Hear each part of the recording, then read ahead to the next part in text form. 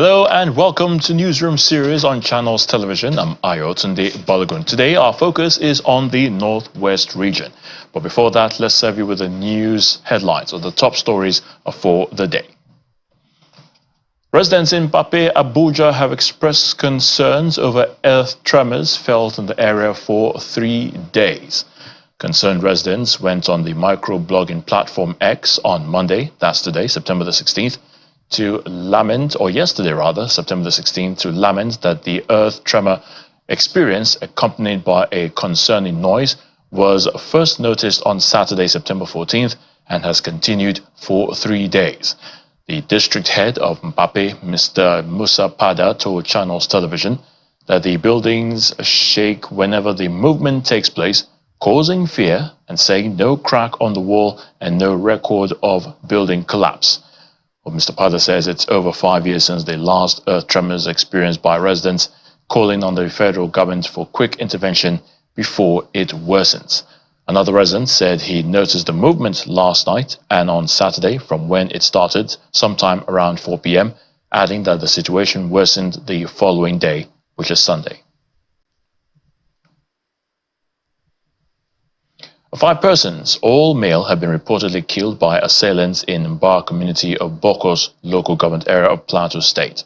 A press statement issued by Boko's Cultural Development Council, BCDC, Vanguard, and signed by the chairman, Famasung Fudang, stated that the attack occurred on Sunday night when the youth were in transit within the local government area. According to the statement, the unarmed youth were attacked by terrorists fleeing on motorcycles while they were on their way from Mbar town to Core village along a bypass encircling Yelwa Nono village. According to the group's account, the fleeing terrorists were initially repelled by the military from the surrounding mountains. The group condemned the attack, which occurred in spite of prior intelligence reports of suspected terrorist influx into the area. The group also expressed concerns on continuous unprovoked attacks, which are perceived as calculated attempts at evicting the people from their ancestral homes and taking over the land.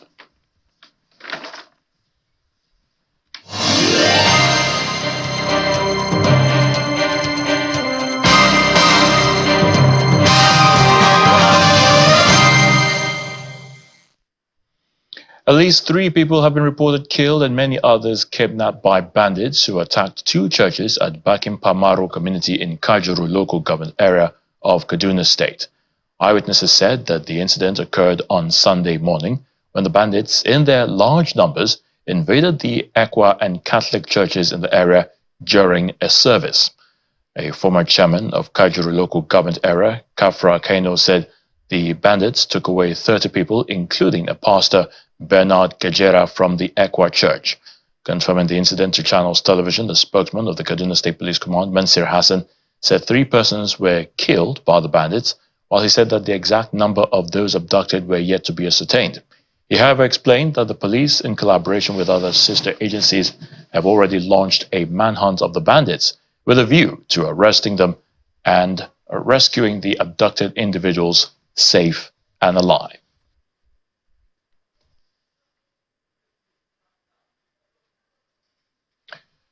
Still in Kaduna, of course, 40 people are now confirmed to have died following a motor accident along Saminaka Road in Lere local government area of this state on Sunday. Now the victims, mostly children, died in various hospitals where they are being treated in Kaduna, Jos, and Kano. They were traveling for the Eid al-Maulud celebration when their vehicle lost control and then collided with an articulated vehicle. The Kaduna State Governor Ubasani says he is saddened by the loss and has already directed the State Commissioner for Health to ensure the surviving children are given adequate medical attention. Some of the victims have already been buried in Lere local government in accordance with Islamic burial tradition. Zamfara State Governor Lawal believes consistent military onslaught on bandits is indeed the solution to end their attacks and continuous existence in the northern region. Governor Lawal assures the country that in no time other bandit leaders operating in the region will succumb to pressure from the military and other security agencies. I'm one of the most happiest person considering what we're going through in Zamfara State as far as banditry is concerned. As you know, Halilu Sububu was one of the major kingpin in terms of bandits in Zamfara State and the northern part of the country. He controls a large chunk of bandits, full of money, well connected in terms of sourcing arms, and so on and so forth. And today, that guy is no more. The guys have done very well, the military and other security agencies. The whole of Zamfara now, and not just Zamfara, Sokoto as well as Katsina, Kebbi, and Niger, we're all happy and excited for what happened. It's a matter of time. Turji, very, very soon, with what we have in place, with the collaboration between us and the federal government, security agencies, believe me, it's a matter of time. Turji will be killed very, very soon. What we need to do is turn this pressure, military pressure. If we're able to sustain this within the next 2 weeks to 1 month, believe me, it will be a difference as far as banditry is concerned.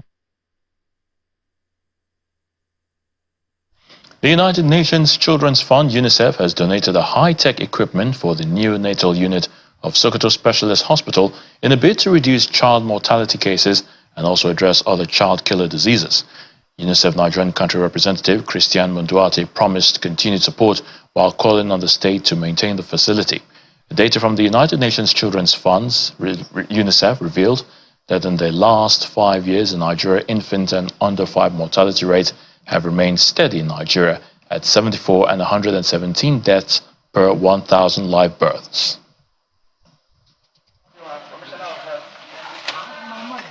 UNICEF has been working in partnership with Sokoto state government in areas of healthcare delivery, education, water and sanitation.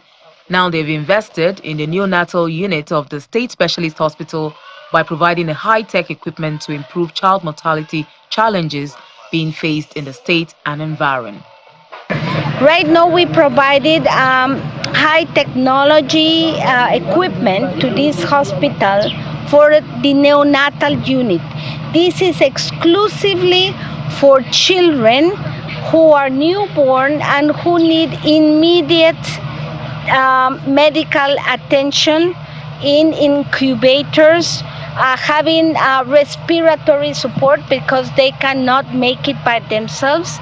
There are children that time, hours and minutes count. If not, we will lose them. So this is what we are delivering, the necessary equipment and supplies for the unit to operate. We really want to see how... The UNICEF country representative had earlier sought for a collaboration with wife of the Sokoto state governor, Fatima Aliyu, to improve birth registration and nutrition issues in the state. We really appreciate the idea because this is one of the problems that is affecting our country, Nigeria. Up till now, Nigeria is not aware of who are Nigerians because of inadequate data of the citizens of the country. So this issue of birth registration is a very important policy that will bring about the country to know, and all the states who are the citizens of the state, so that proper prohibitions might be made in terms of health, education, and all other sectors of life. One of the points we touched on was on birth registration. The state has over 1.5 million children under 5 years who have not been registered. Having a certificate when you are born not only gives you the right to have an official name, but also it can help households and families and children to have better access to social services such as health, nutrition, and education. The UNICEF team also met with the state governor Ahmad Aliyu, where other matters bordering on human development and healthcare improvements were also discussed.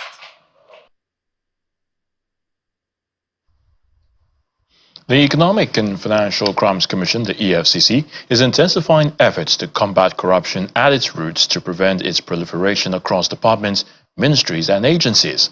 The chairman of the commission, Mr. Ola Olukoyede, announced this at a statewide consultative meeting in Kano held at the Aminu Kano Center for Democratic Studies. Our correspondent, Nanchin Vincent, reports. Loyal and honest to serve Nigeria with all my strength, to defend our unity and uphold our honor and glory. The meeting, organized by the Resource Center for Human Rights and Civic Education, is bringing together stakeholders in the fight against corruption. The theme is fostering transparency, accountability, and citizen participation in the fight against corruption in Nigeria. Corruption in Nigeria today is almost a constant phenomenon. Speaking at the event, the chairman of the Economic and Financial Crime Commission discloses that the agency has launched the Fraud Risk Assessment and Control Directorate aimed at forestalling corruption in ministries, departments, and agencies, especially from the contract procurement process. What we do is that we are going into the ministry departments and agencies. We will monitor particularly their contract and procurement processes, award processes, whether it conforms with the provisions of the law, whether there is no underground dealing, and all of that, because you see, most public corruption that takes place within our system is as a result of fraudulent contract and procurement processes, award processes. That basically, more than 90% of it. So if you can sanitize that system, you will discover that there will be good delivery and execution of projects. That is the problem. People take money and they don't execute the projects. That's where public corruption comes in.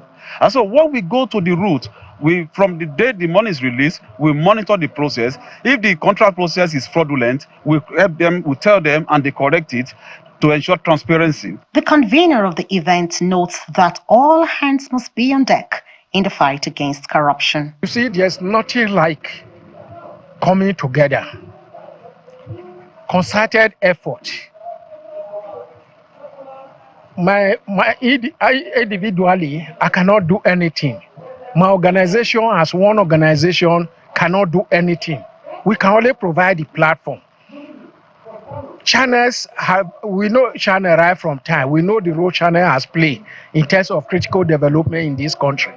But by coming together, both the civil society, the community-based organization, the media, I'm telling you, our voice will be loud enough for the government to begin to do the needful. The center is planning to continue engagements like this to counter corruption in the nation's public service. From Kano Commercial City, Nanchin Vincent, Channels Television News. As part of measures to simplify ways for entrepreneurs and investors to access credit from banks and other financial institutions, the Katsina state government has organized an awareness session for investors and entrepreneurs to access credit in the state. According to the Director General of the Katsina Investment Promotion Agency, Alhaji Ibrahim Jikamshi, the objective is to bring in financial service providers in one basket and at the same time bring in the users of such services together. He observed that entrepreneurs, especially in these challenging times, are facing a lot of difficulties, especially access. Welcome back. Wife of Zamfara State Governor Huria Dauda Lawal has distributed 20,000 naira cash and a 10-kilogram bag of rice to 3,000 vulnerables across the 19 emirates under the 14 local government areas of the state. The move is part of the Zamfara State Governor's Wife initiative aimed at assisting targeted persons, especially the less privileged in the society.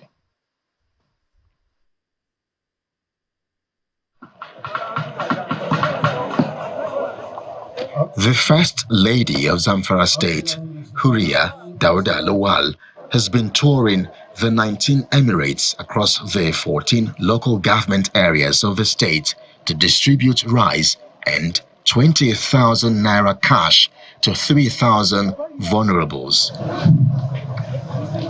The distributed items were collected as donations from the wealthy individuals in accordance with Islamic principles of zakat, which requires those who are financially able to give to the less privileged. This charitable initiative is aimed at alleviating poverty and providing much-needed relief to families, especially in the face of economic challenges. Each and every emirate were distributing 100 bags of rice with 20,000 to each beneficiary to reduce the poverty. The modality of choosing the beneficiaries is we are sending the forms to each emirate to distribute it to needies. That is the modalities. This effort, according to the Zamfara State People's Democratic Party women leader and the political advisor to the Zamfara State Governor, reflects the First Lady's commitments to supporting vulnerable groups and enhancing social welfare in the state. Our First Lady, our Iron Lady, our mother, our hero is trying her best in Zamfara State. And you see, anytime she comes to Zamfara, we have to round off with the local government so that she will divide what our women, youth, and our elders are going to hold themselves. So today we are in Bakura. I think yesterday we are in Bakuyum, Anka, and Gumi. So now we are going to enter Bakura. Now we are in Bakura. We are going to Mafara and Bukuyum and Maradon. So we are together with our Zakat Endowment Committee. Each local government, she's going to give 100 people Zakat. And everybody is going to collect 10 kg of rice and 20,000 naira each. We are appreciating Madam, and also people of the president appreciating Madam. So we thank Allah subhanahu wa ta'ala and also Dr. Lawal for allowing his wife to go around across the state and give people these items and the package of 20,000. So honestly, it's a very good thing. The wife of the governor appeals to wealthy individuals in the states to contribute more to the Zakat and Endowment Board, emphasizing the importance of supporting the needy and promoting social equity. It is very good to see the smiles and happiness you put on the people that you assist. So it is one of the things I like doing. I like putting smiles on their faces, and I would like to do it myself to make sure whatever is said to be given is delivered to the appropriate citizens. These charity donations are expected to go a long way to assist the beneficiaries by offering them immediate support in their daily needs. Businesses continue to suffer due to the high cost of fuel in Jigawa State. However, a youth organization has called on the federal government to review the policies that led to the increase. Our correspondent Sadiq Ilyasu now reports. At the NNPC fueling station in Duse, the Jigawa State capital, petrol is sold for over 900 naira per litre with long queues. Motorists complain of low patronage as transport fares increase due to the hike in the price of premium motor spirit. We are appealing to the government to look back and consider us as the poor masses. It is not easy for us in this situation.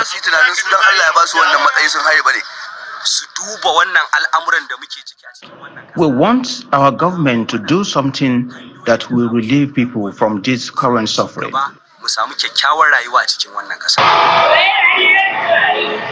The hike also affects businesses in the state capital, especially those relying on generators for power.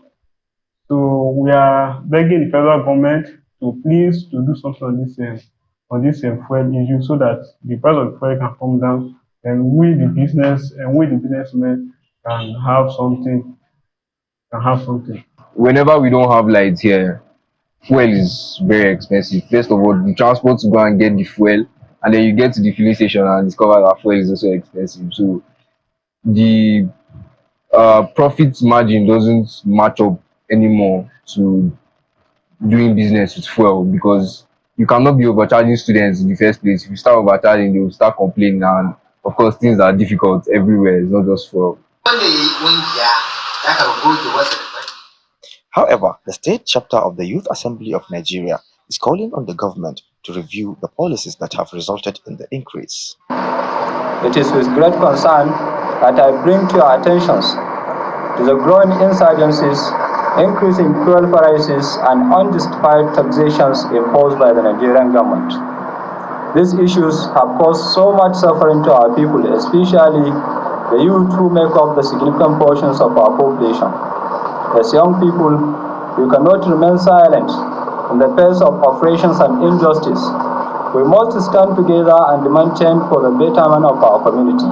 With the continuing fuel price hike, the economic impact on local businesses and commuters is becoming unbearable. Sadiq Ilyasu, Channels Television News. The Katsina State Governor, Diko Rada, has restated his administration's commitment to preserving the rich cultural heritage of Katsina State. The governor stated this when he attended the famous annual Durbar in Daura, otherwise known as Salagani, a festival celebrated annually to mark the birthday of Prophet Muhammad. Now, he urged Muslim faithful to use the Maulud period by emulating the teachings of Prophet Muhammad. Gani is a Hausa word meaning "here I am," from which the festival took its name. A total of 16 district heads of the emirate took turns to display cultures and traditions of the emirates. This Maulid is being celebrated in Daura Emirate historically for over 100 years, and we came here to represent the government of Katsina State to commensurate with the Emir of Daura in this celebration of Eid al-Maulud. And we thank Almighty Allah, and we are so glad and happy with the kind of the outcome of the celebration, because the turnout of the people in mass to witness this celebration is quite commendable, and we thank Almighty Allah for that, and we congratulate the Emir of Daura, and we congratulate all the Muslim Ummah for marking this day, and we hope that the tradition will continue, and we hope that everything will end up peacefully, and the government of Katsina State is always willing to support the emirate. My hope is to see more improvement on these celebrations, and to see more improvement on maintaining our culture and tradition, because we don't have anything more than the culture and the tradition that is left for us. It will explain how our people were before now, even before the coming of the white man. We are here, even when the European came to Nigeria, they met us with our culture, with our tradition, with our way of raising our administration. So I think it is really very commendable. All right, that would come to the end of Newsroom series of our focus on the Northwest. Thank you so much for watching. I'm Ayotunde Balogun.